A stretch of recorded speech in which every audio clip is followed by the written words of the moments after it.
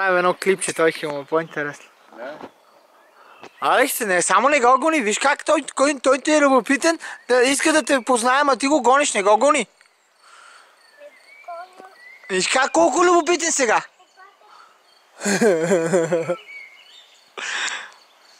Кажи Гошко, ела. Кажи Гошко.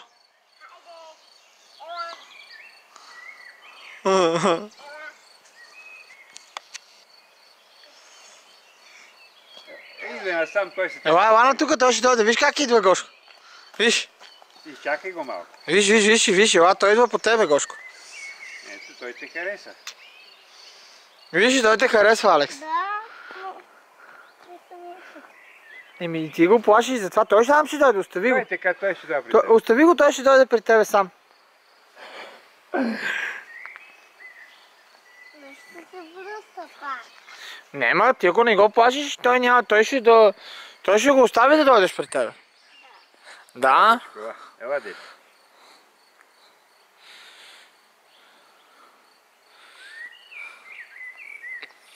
Виж ли колко е? Виж, той е любопитен. Не, какво правиш? Оправя се. Оправя се, виж. Виж колко е любопитен. И той като тебе. Всичко да види. Гошко. Той ще дойде.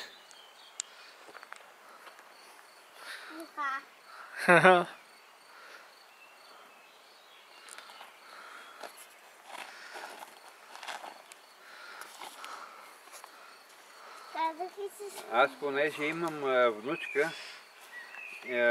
и тя не е нито кокошки, нито петел, нито и миналата година заек, петел, сега и Гошко съм го взимал.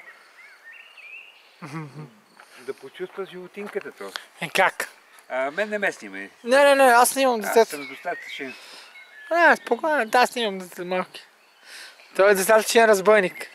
Да. Алекс, какво вика? Да. Гошко, какво вика? Да. Искаш ли да пиеш да видиш петела Росен? Да. Ела да го видим петела Росен. Айде да видиш петела Росен. Да. Ето. Къде? Дядото ще води и ще го видиш Ще петелчето. видиш петела Росен. Само и погледата бягат. Да. Ела да видиш тук зълги на градина на бяга. Окей. Ела да видиш дядото, виж какво вика. Ето аз отсреща е петела Росен. Виж какъв е? Да. Кокошките. Разни да ви, няма да тухапат, спокойно. Те са заградени.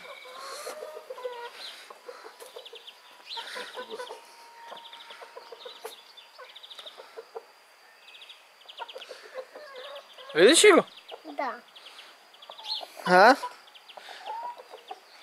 Да видим има ли тук нещо за теб. Виж колко е. Абе, маги, днеска не ме да снасите яйца, бе. Чакай да видим, няма ли някои яйците. Хубаво ли тук? Да. Ето, няма късметните едно.